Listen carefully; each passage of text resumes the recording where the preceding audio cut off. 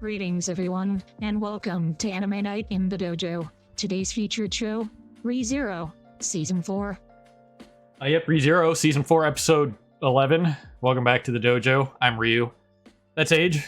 We're back for more Anime Night in the Dojo, and well, we had a lot to talk about last time. I don't really want to rehash any of it. I will say this. I can appreciate that it's interesting being in a position where, like, any one of, like, several theories could be correct, and it's just like, I wonder what it is. Like, I wonder what's happening.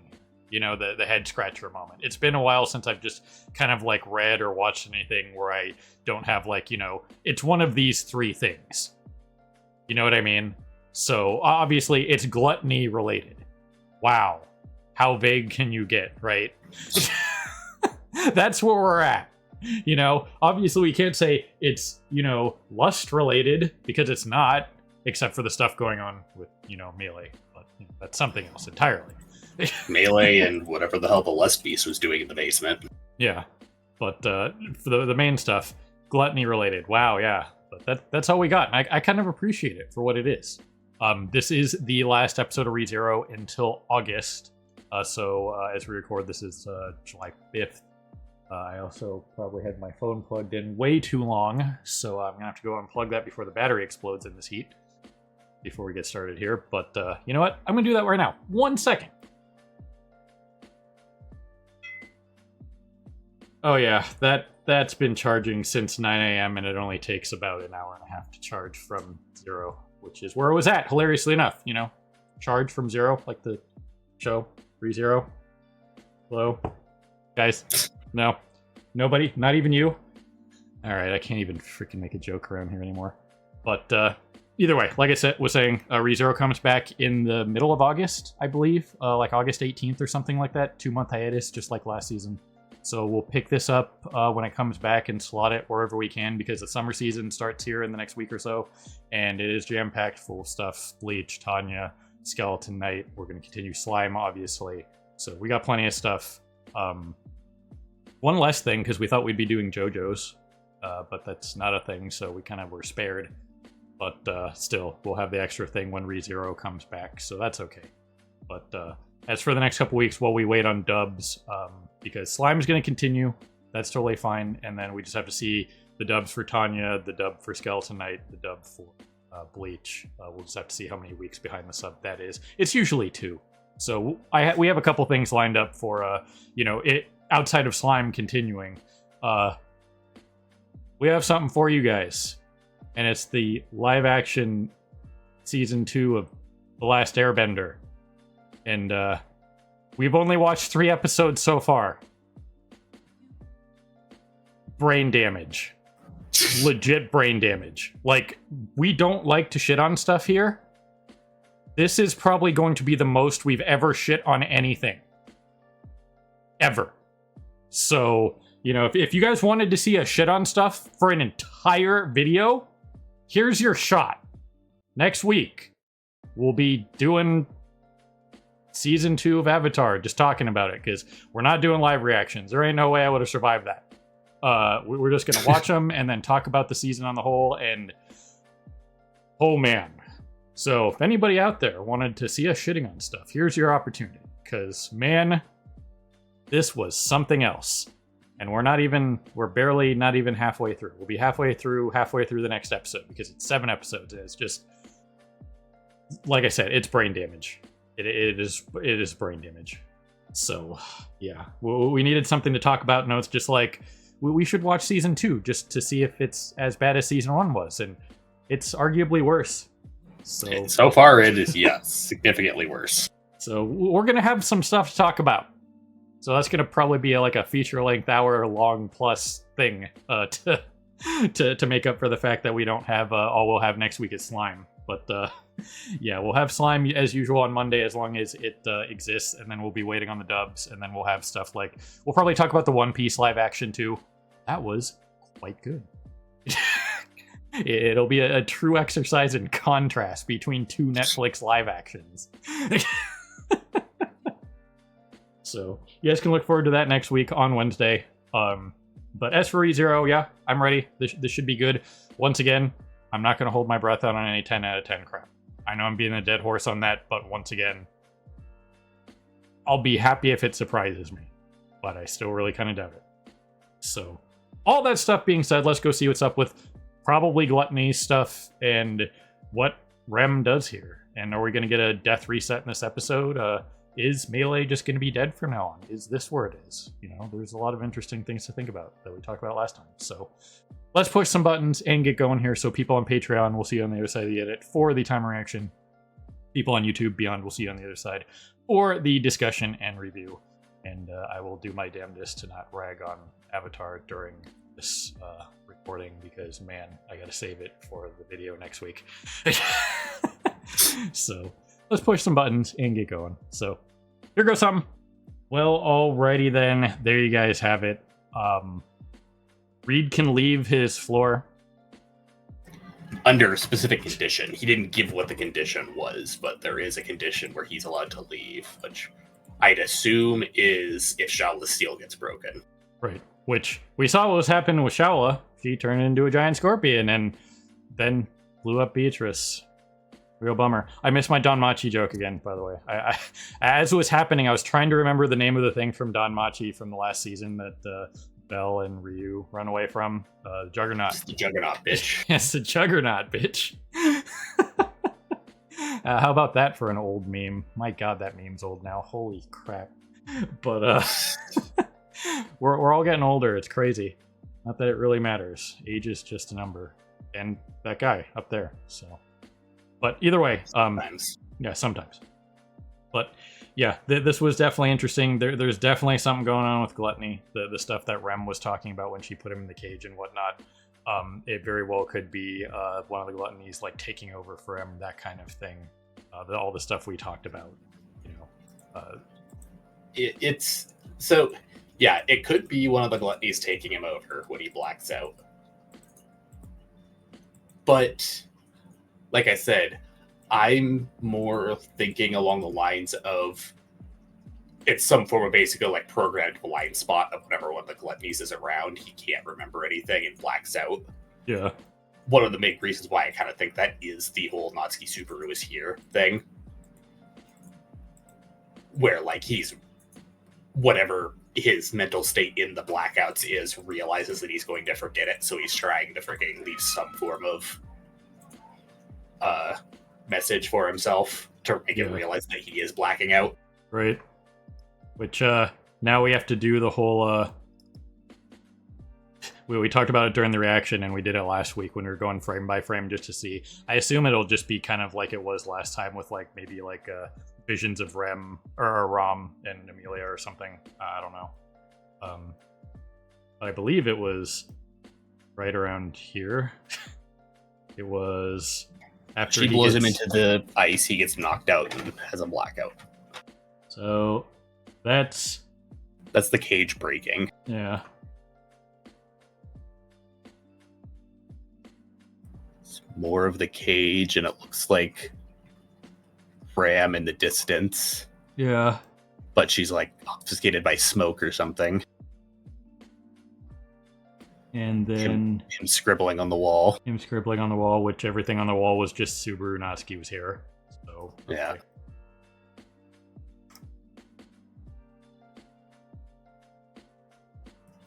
And that's it. So that's it. Yeah. So presumably whatever is creating the fog, which is probably one of the Gluttonies, the fog overtakes the room, the cage gets broken, but he gets left alive. Right. And in this timeline, we have no idea what happens to Ram, but I guess it doesn't matter since we've reset at the end. Yeah. So it's kind of irrelevant. Yeah. But something to note, obviously, Reed can leave his room under certain conditions based on what we assumed Paige mentioned earlier. Okay. That's something. I assume it's either Shaola's seal getting broken or that he's allowed to leave the room as some sort of defense of the tower condition, where like if the tower becomes under a certain level of threat, he's allowed to leave to defend it. Yeah.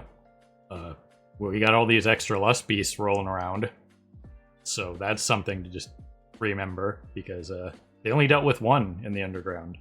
before. You know what I mean? Now Mhm. there's a lot of them.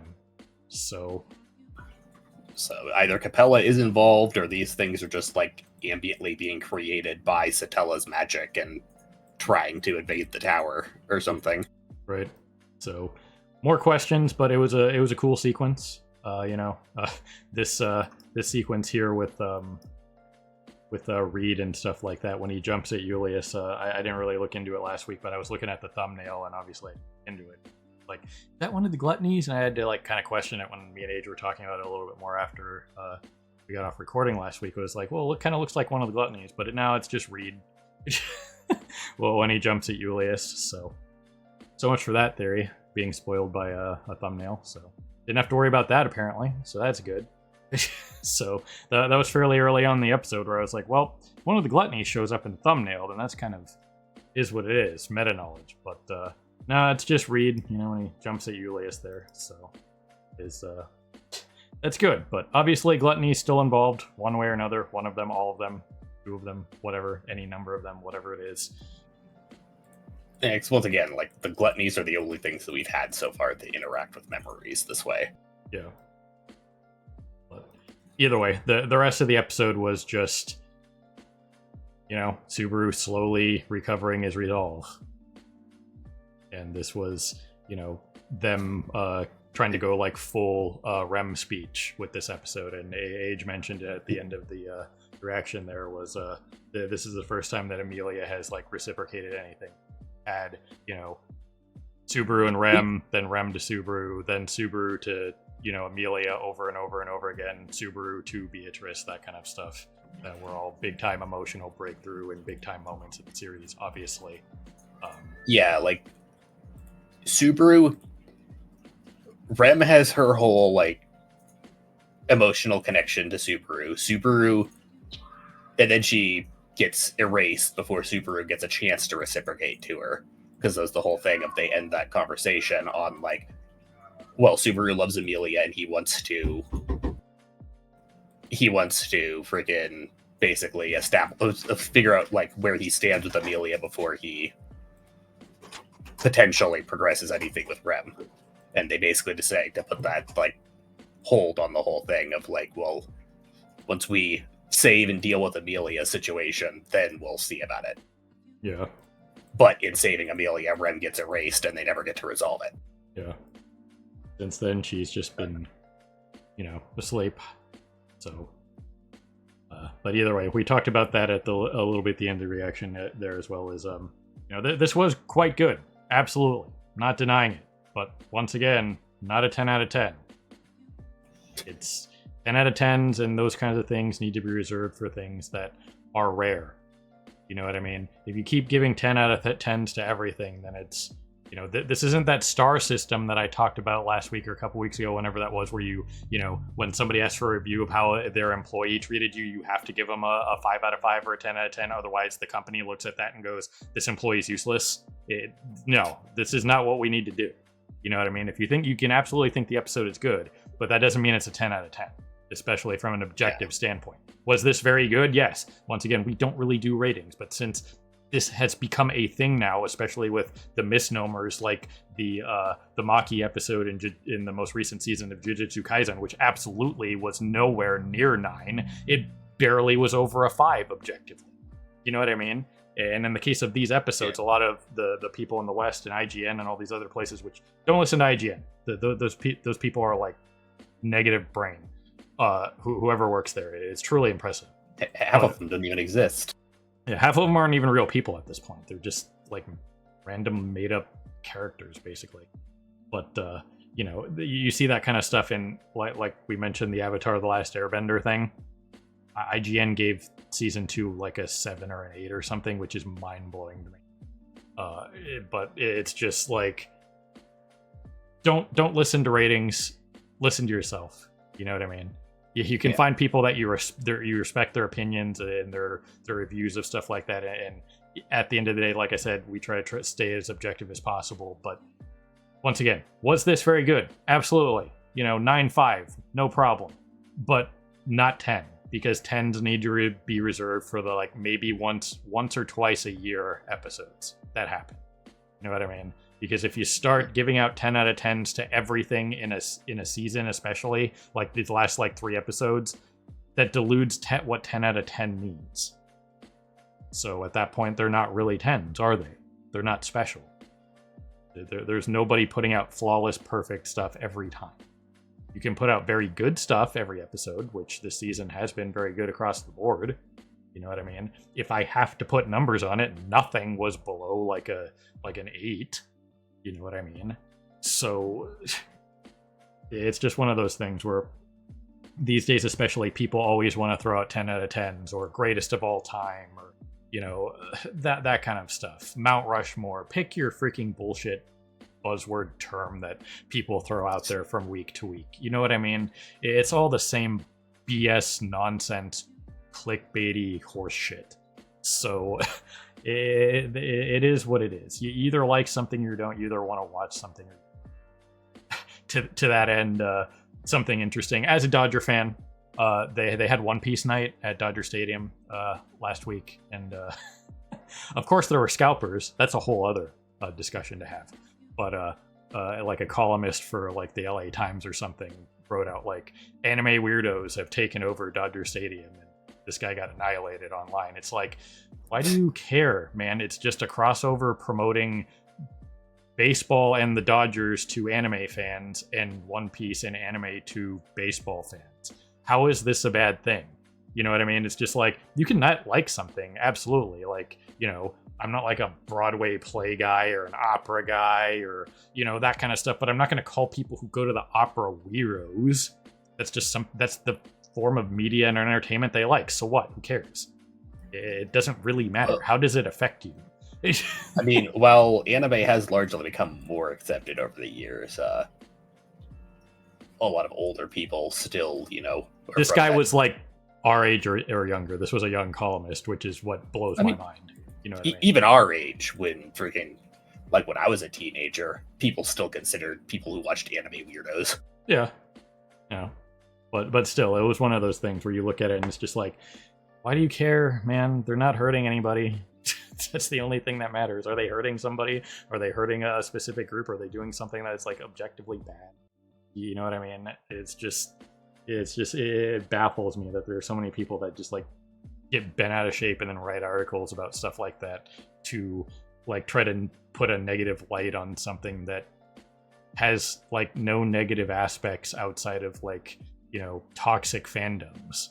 You know what I mean? And there's toxic fandoms for everything. I'm sure there's toxic fans of like, you know, Stephen Sondheim plays. You know what I mean? There's going to be the people that argue ad nauseum about that kind of stuff. You know what I mean? People who argue ad nauseum about like, you know, music related stuff. That whatever it is. You know what I mean? It's not just toxic fandom in anime or gaming or sports. It's everywhere, man. I've seen it for music and, you know, several other things. Once again, I'm not like in the Broadway play space, but I'm sure there's Reddit threads with people flaming each other over how a character was portrayed or how something was written or what have you. You know what I mean? Don't pretend that crap doesn't exist everywhere. Oh man, any and everything that comes out of Japan is pedophilia. Just look at Subaru, the little girl user. Yeah, absolutely.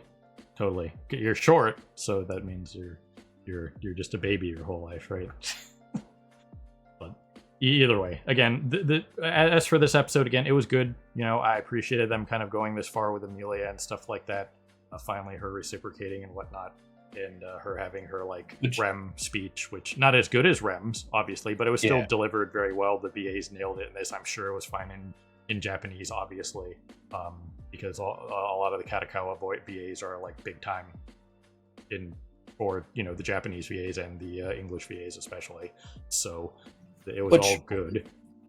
It's not, once again, it's not that like Amelia's never reciprocated with Subaru at all. It's just a lot of her trust in Subaru and reciprocation has always been directed towards other people, like her confronting Regulus about and telling him how like much she trusts Subaru and stuff like that. This is like one of the this is just one of the first times that she's ever like gone out of her way to give this level of like emotional connection to Subaru himself directly. Yeah. Which you know, here at the end, this was kind of like part of the OP as well as Subaru reaching for something and missing it. I assume that was the part of the OP where Subaru was reaching for something, and it was probably him reaching for his resolve and missing up until this point where he recaptures it. So while he may more than likely, like Age points out, is while he more than likely still hasn't recovered his memories because of the gluttony factor that's still obviously going on. Don't know why I thought that. It was just kind of like you see the thing that they're like careening toward here. It's just kind of like they kind of use this kind of thing as like like, oh, you're going back toward your memories, but this is just kind of like him stealing his resolve from the memories that he's accumulated since he lost his memories. This is literally him like falling back through the timeline to go to reset again. Yeah. Because one thing we do know from source material at this point, specifically from the dead end timelines, I don't remember which route it was. It might have been Pride, but one of his routes, he finally dies for good. And it's like established what the conditions are for him to finally die for good. And largely it comes down, it's largely very similar to Determination in Undertale, where the whole thing is like, as long as you keep having a reason and motivation to come back, you will come back. And that's like the final end condition for Return by Death to finally be removed from him, is that when he finally gives up and decides that he's not going to keep reincarnating is when he stops reincarnating. Right. And that's what we got dangerously close to here. And that's like what Satella was basically trying to do with him before Amelia jumps in, is he was losing his resolve, so she was going to take Return by Death away from him and let him actually die. Yeah. So either way, this bit of the season was solid again. But once again, nothing 10 out of 10. Very good, absolutely. Very good first half of season 3 here. But little over half, because once again, this was 11 episodes, and the second part of this is going to be 8, and that starts in August, so we got like a month and a half before we get back on that. Since this was simulcast, simuldub as well, we'll probably just be able to pick it up on the same week that it releases and just go from there. But yeah, again, it will be interesting to see what the gluttony factor is going forward, like what's going on with it, that kind of thing. If there's any lust connection with all the stuff going on with the Lust Beasts and stuff like that. Obviously, now that we've had this reset, Melee is not dead, so we don't have to worry about that. It will be interesting to see if something like Shala can take her scorpion form whenever she wants. That's kind of like a question. You know what I mean? Can she just do it whenever? Yeah, because as far as we know in this timeline, no one ever left the tower. Yeah. Reed threatened to leave the tower, but he didn't actually get there by the time Shala shows up. Yep. Like I said, full Juggernaut from Don Machi. Look at that. Same wall posture, everything. But yeah, I mentioned it during the during the episode, but once again, like, a lot of people keep eyebrow raising, like, is Shala human and stuff like that, and all she ever says is that she's not a spirit. Yeah. She never says that she's human. So presumably she's some form of magical beast that Flugel made a contract with, and they can just take human form. Right. So that's pretty interesting. So that explains the eyes, whatnot. It is definitely a unique model. But once again, full Scorpion. There you go. And yeah, that's the only other real thing worth mentioning. The rest of this was pretty self-explanatory for what it was, and it will be interesting to see where what happens. You know what I mean, with the gluttony stuff, especially. So as it stands right now, Amelia is the only one who's passed the trial for Reed. I believe her staircase is still there. So yeah, the Subaru losing his memories happened after that. So yeah, Subaru came up with a plan that he was pretty sure would get him past Reed right before he lost his memories. So we'll have to see if once he gets his memories back, if he manages to solve it. But yeah, the gluttonies are a big threat. I'm more and more convinced that the Lust Beasts are probably just Satella's influence. leaking out. And in fact, I'm pretty sure Because she that's what has all the Slug is. factors at this point. Yes, at this point in the timeline, she's eaten all the other witches and gained their factors, so she has all of their powers. We don't know what all of the witches' powers were. We just know that the Archbishop's powers come from the witches and therefore resemble them, Right. but aren't one for one what they were. But that's why she has like the unseen hand and stuff like that, because that's part of the Sloth Witch's factor that Betelgeuse inherits from the Sloth Witch. Yep. But there's also a lot of other powers associated with the different factors. So, like, we know Gluttony's memory shenanigans, but we don't know what the other Gluttony factors are. But we know that, like, basically all of the witches and bishops had multiple abilities tied to their factors. Like, Betelgeuse had the unseen hand, but he also had his possession ability. Yep. Friggin' Regulus had his, like, kinetic force manipulation, but he also had the whole ability to hide his heart and things. And Capella, has her like transformations, but she can also transform other people and regenerate her body and do all these other things, plus whatever the hell she's done to her children that allows, Melee and Elsa to basically possess whoever kills them. Yeah. So, either way, looking forward to it. We don't have to wait very long, obviously. And we'll have more stuff to talk about. But as it stands, we're just on the whole, there's something going on with Gluttony. Well, vague. That's all we can do. Yeah, Gluttony is doing something to undermine the towers and screw with Subaru to keep them from finding a way to get through Gluttony's witch factor. And as a result, they're weakening the tower and allowing Satella's influence to leak in, because once again, the Mid Tower's primary purpose is to maintain Satella's seal. Yep.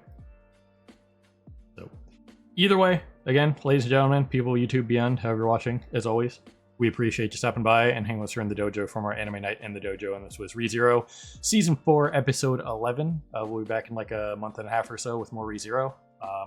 And until then, Slime will continue. We'll start the summer season here in the next couple weeks whenever the dubs for Tanya, Bleach, and Skeleton Knight start. Slime will continue. And like I said, next week, bare minimum, we'll have us talking about The Last Airbender live action season 2, which is probably going to be well over an hour. Just the first 3 episodes. Trivial brain dabblage. But there is one good thing to say about it, which that's going to be a fun part of that conversation. So I know we don't shit on stuff very much, or if at all, around here. But if you guys ever wanted to see it, that's pretty much all that's going to be, because that show deserves it. Absolutely. Yeah, And basically, I'll say this here. Stop harassing the actors. It's not their fault. Okay? That's the one thing that I want to say everywhere. Stop blaming the wrong people. They weren't in charge of casting. They just did their jobs. They weren't in charge of the story. They're just doing their jobs as actors. You know what I mean? So all the harassment and death threats that these poor actors are getting is truly despicable. Yeah, it's pretty rare that the actor is the one directly responsible for some sort of something or other going on that's controversial. Like, the guy who signed on to be Black Snake knew what he was getting into. Yeah, absolutely. Or, once again, like, probably one of the most infamous cases is freaking Tally's voice actor in Mass Effect. Yeah. Her, basically forcing them to entirely rewrite parts of the story because she was massively homophobic. Yeah.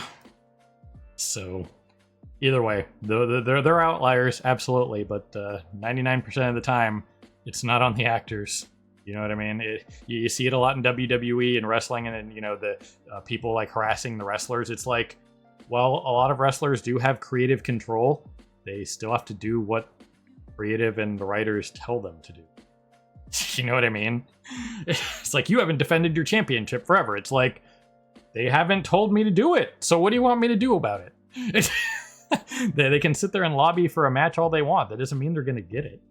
You know what I mean? Yeah. So, either way, we'll be back with ReZero in August. Looking forward to that. And, like I said, we have some other stuff coming up to bridge the gap during the summer season, but it is nice to be fully caught up and not be behind by 6 weeks. So we did it, Reddit. So either way, we'll be back with the 3 summer shows whenever they start, which will be Tanya, Saga of Tanya the Evil, Season 2, Bleach, 1,000 Year Blood War, the final core of that, and Skeleton Knight Season 2. And we will be continuing Slime, of course. So everybody, have a good morning, evening, afternoon, whatever it is for you. Have a good one. See you next time. Hey everyone, Victoria here. If you enjoyed the video, please consider pushing those like and subscribe buttons. Your support is greatly appreciated. Thanks again for your time, and we hope to see you again in the future.